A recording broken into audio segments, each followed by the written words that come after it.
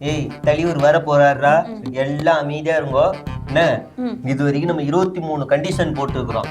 நம்ம புள்ளிங்கோ ரொம்ப தெளிவா 23 இல்ல 28 கண்டிஷனும் மீறிட்டானுங்க. செய்யாதெல்லாம் பண்ணிட்டானுங்க. அந்த அளவுக்கு இருக்கிறவங்க.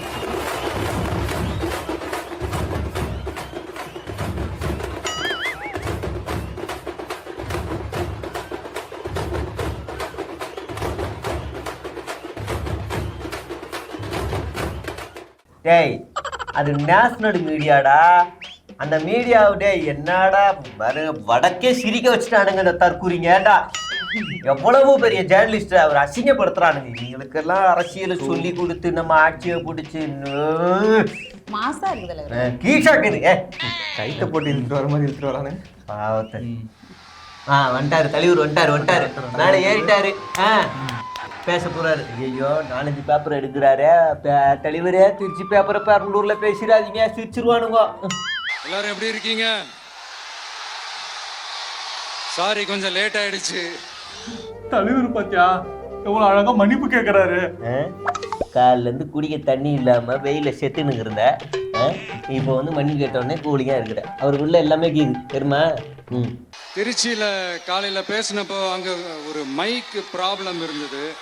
தலைவரே இதோ இவன் தான் ஸ்பீக்கர் ஒயர் அறுத்து விட்டான், அதனால தான் கேட்கல. இவன் தான் காரணம். என்னடா நான் இல்ல, என் கூட வந்த 2 ஸ்கூல் பசங்க. ஒயரை புடிச்சாடா தொங்குவீங்க? எதுவுமே இல்ல தொங்குறதுக்கு. அதனால அங்க பேசினதுல ஒரு சில விஷயங்களை இங்க நான் திரும்ப ரிப்பீட் பண்றேன். அப்பாடா எங்கடா காலைல எழுதி கூட கண்டென்ட் எல்லாம் வேஸ்ட் ஆயிருமோன்னு நினைச்சேன். நல்ல வேலை அங்க அர்ச்சமாவை இங்கேயே அரைக்க போறேன்ட்டாரு. நீங்க அரைங்க, நாங்க கேக்குறோம். அந்த காலத்துல போருக்கு போறதுக்கு முன்னாடி போர்ல ஜெயிக்கிறதுக்காக குலதெய்வம் கோயிலுக்கு போய் சாமியை கும்பிட்டு தான் போருக்கு போவாங்களாம். அந்த மாதிரி அடுத்த வருஷம் நடக்க போற ஜனநாயக போருக்கு தயாராகிறதுக்கு முன்னாடி. என்னது ஜனநாயகமா? மூவி ப்ரொமோஷனுக்கு வந்து ஒரு நம்ம ஒரு கல்ல 2 மாங்காய் இருக்குது, அந்த மாதிரி வச்சுக்கோ. இங்க என்ன பார்க்க வந்திருக்கிற என்னுடைய அம்மாக்கள், அக்கா தங்கைகள், அண்ணன் தம்பிகள், நண்பர்கள், நண்பிகள், உங்க எல்லாரையும் பார்க்கும்போது மனசுக்குள்ள ஒண்ணுதான் தோணுது. லூசு பசங்க அங்க பாருங்க தலைவரே. எப்பா ஏன்பா அப்படி வரீங்க? கீழே போங்கப்பா, முட்டிட்டு வராதீங்க. போங்க. உங்களோட இந்த அன்புக்காக எவ்வளவு பெரிய உயரத்தையும், எவ்வளவு பெரிய வருமானத்தையும், எவ்வளவு பெரிய வசதியையும் தூக்கி எறிஞ்சிட்டு வரலாங்க.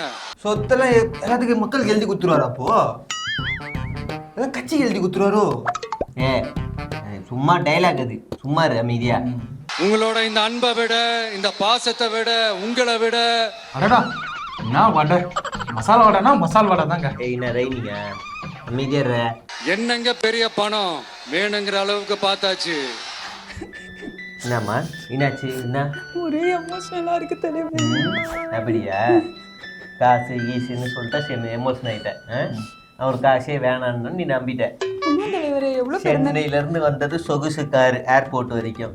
அங்கேருந்து ரொம்ப விலைமதிப்பான ஒரு தனி ஜெட்டு, அங்கேருந்து மதுரை, நல்ல 5 ஸ்டார் ஹோட்டலு, திரும்ப 3 கோடி ரூபா பஸ்ஸு.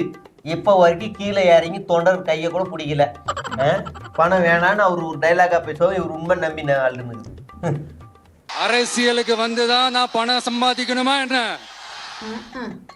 என்ன தலைவரே உன்னா சும்மா கேரியரை விட்டு வந்துட்டேன், அத்தனை கோடியை விட்டு வந்துட்டேன், இத்தனை கோடியை விட்டு வந்துட்டேன் ஒப்பாரி வச்சுட்டு இருக்காரு.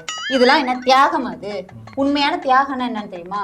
இந்த இலை கட்சி, சூரியன் கட்சி எல்லாம் கட்சி பொதுக்கூட்டம் வைக்கிறாங்க, இல்லை ஏதாவது ஒரு நிகழ்ச்சி நடத்துறாங்கன்னா கடகோடி தொண்டர் கூட ஒரு நாள் கூலியை விட்டுட்டு கூட்டத்துக்கு வருவாங்க. அதுதான் தியாகம். அதுக்காக எல்லாரும் வந்து வேலையை விட்டுட்டு கூட்டத்துக்கு போங்கன்னு நாங்க சொல்லலப்பா, அதுதான் தியாகம்ன்றேன். இது மட்டும் இல்லாம இந்த கம்யூனிஸ்ட் கட்சி, அப்புறம் இந்த சிறுத்தைகள் கட்சி, இதுல எல்லாம் ஏகப்பட்ட பேரு கட்சிக்காகவே சொந்த வாழ்க்கையவே தியாகம் பண்ணிருக்காங்க. இதெல்லாம் தான் தியாகம். சும்மா தியாகம் தியாகம்ட்டு கிடக்குது. நான் கருத்து பேசுறியா? தேவையில்லாம கருத்து பேசாத. உண்மையிலே தியாகம் என்ன தெரியுமா? ஸ்டேஜ்ல நின்று கத்திப்பாரு தெரியும், அப்படி கத்தணும், தொண்டை வடிக்க கத்தணும். ஏன்டா ஏறுற மரத்துல, ஏன்டா ஏறுற, இறங்குடா, சேரையா எடுக்கிற, கம்பத்துல ஏறுற. இந்த மாதிரி தியாகம் எந்த கட்சியில யார் பண்ணுவா? தனியாளா இருப்பான்னு பார்த்தா எப்ப பாரு மக்கள் கடலோட மக்கள் கடலாவே இருக்கிறானேன்ட்டு. கடல் மாதிரி கூட்டம் வருதுன்னா எப்படி வருது? சனிக்கிழமை பார்த்து வச்சுக்கிறோம் தலைவரே. நடு வாரத்துல புதன்கிழமை மட்டும் வச்சுன்னா எப்படி ஒரு வாரம் கூட்டம் வரும், 2 வாரம் கூட்டம் வரும், 3வது வாரம் பல்ல இழிச்சிட்டு இருப்பானுங்க நம்மளை பார்த்து. அதனால எல்லா சனிக்கிழமையும் டார்கெட்டு. நீ பேச தலைவர், எப்பவுமே கூட்டம் இருக்கும். அதனால யார் என்ன சொன்னாலும் அறிஞர் அண்ணா அவர்கள் சொன்ன அந்த பஞ்சு தான், வாழ்க வசவாளர்கள் அப்படின்னு சொல்லிட்டு போயிட்டே இருக்க வேண்டியதுதான். என்னது வாழ்க வசவாளர்களா? ஆமா, எங்க வாழ்க வசவாளர்கள் வந்து கமெண்ட்ல பார்க்க சொல்லுங்க. அந்த முன்னாடி போட்ட வீடியோ அது கமெண்ட்ல எல்லாம் பாருங்க. ஏன் இன்னைக்கு வீடியோ கீழே கமெண்ட்ல பாருங்க, கழுவி ஊத்துறாங்க. இன்பாக்ஸ் பக்கம்லாம் போகவே முடியல. எப்படி ஒரு கருத்தியெல்லாம் எதிர்கொள்ளணும்னு சொல்லி தராரு அவரு? அதெல்லாம் சொல்லி தர மாட்டாரு. வீட்டுல இருக்க பொம்பளைங்கெல்லாம் வந்து அசிங்கமா திட்ட சொல்லி வாரியர்ஸை கிளப்பி விட்டுருக்குறாப்புல. யாரா இவ்வளவு கேவலமா பர்சனல் போட்டோல வந்து திட்டுறானே, உள்ள போய் பார்த்தா டிபில இந்த மூஞ்சி.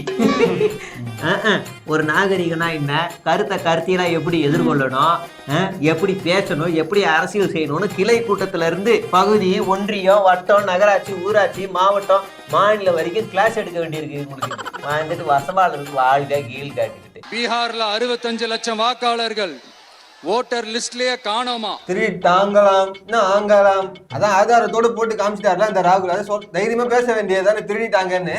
நான் சாப்பிட்டு சங்கியா தடவி கொடுக்குறீங்களா? தம்பி அப்படிலாம் பேச முடியாது. சும்மா அப்படி வாங்கலாம், வந்துட்டாங்களாம், காணமாம் அப்படி பேசுவார் அவர். அமைதியா இருப்பானே. வீட்டு நம்பர் 0ன்னு போட்டெல்லாம் ஓட்டர் ஐடி கார்டு கொடுத்துருக்காங்கன்னா பாத்துக்காங்களேன். தலைவரே, இவரு என்ன எடப்பாடியோட ரொம்ப ஸ்லோவா இருக்காரு? ஆமாடா, இது ரொம்ப பழைய 1.5 மாசம் முன்னாடி பழைய செய்தி இது. நானே பார்த்து ஷாக் ஆயிட்டேன். அது நானே 2 வாரம் கழிச்சு தான் பார்த்தேன். ஒரு 1.5 மாசம் கழிச்சு வந்து பேசுறாரு பத்தி. அப்படியே ஒரு அறிக்கை விட்டுருந்தா நம்மளை பார்த்து அன்னைக்கே சிரிச்சிருக்க மாட்டாங்க. கேஸ் சிலிண்டருக்கு மானியமா 100 ரூபாய் தரேன்னு சொன்னீங்களே, தந்தீங்களா? 1000 ரூபாய் ஒருத்தர் விடாம எல்லா பெண்களுக்கும் தருவேன்னு சொன்னீங்களே, தந்தீங்களா? தலைவரே, இவர் எதுக்கு சுற்றுப்பயணம் வராரு? மற்ற கட்சியெல்லாம் விட நான் வந்து டிஃப்ரெண்ட், நான் மக்களுக்கு மாற்றத்தை கொடுக்க போறேன், புதுமையை கொடுக்க போறேன்னு தானே வராரு.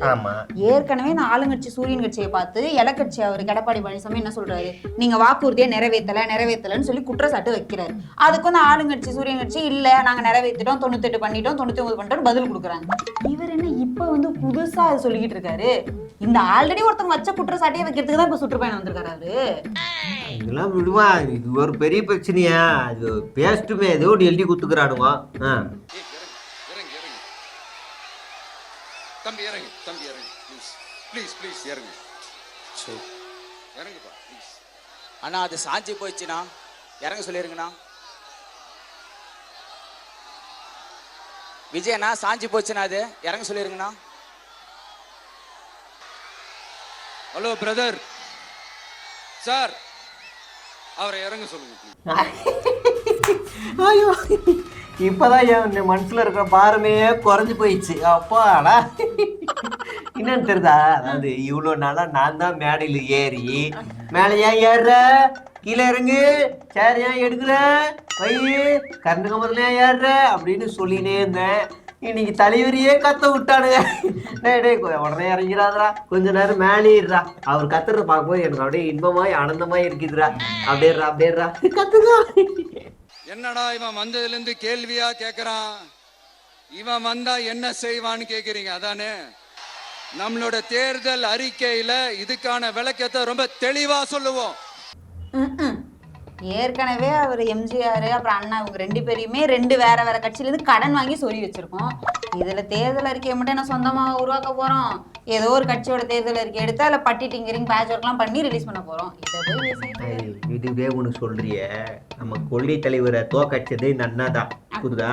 உலகத்திலேயே கொள்கை தலைவர் தோத்தா அந்த வருஷத்தையே சிறப்பான வருஷமா வச்சுக்கிற ஒரு தற்கூரி கட்சி நம்ம தான். சிரிக்கிறீங்க அசிங்கமா? சிம்பிளா நம்மளுடைய விஷன் என்னன்னு சொல்லணும்னா, குடும்ப ஆதிக்கம் இல்லாத தமிழகம்.